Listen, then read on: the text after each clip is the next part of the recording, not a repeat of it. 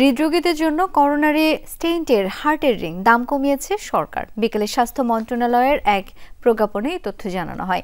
Senior সচিব মোহাম্মদ মোস্তাফিজুর রহমানের সই করা এক আদেশে 3 কোম্পানির 10 ধরনের স্টেন্টের দাম কমিয়ে নতুন করে নির্ধারণ করা হয়েছে। তবে একটি স্টেন্টের দাম অপরিবর্তিত রাখা হয়েছে। স্টেন্ট আমদানি প্রতিষ্ঠান ভেদে খুচরা মূল্য সর্বনিম্ন 50,000 থেকে সর্বোচ্চ 1 লাখ টাকা নির্ধারণ করা হয়েছে।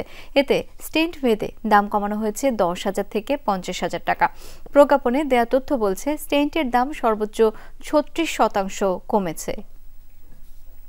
মন্ত্রণালয়ের সিদ্ধান্ত পেয়েছি, এখন এটা কিভাবে আমরা আগাবো এটা আশা করি যে খুব একেবারেই স্বল্পতর সময়ের মধ্যেই মানুষ এই কম দামে এই জিনিসগুলো পাবে।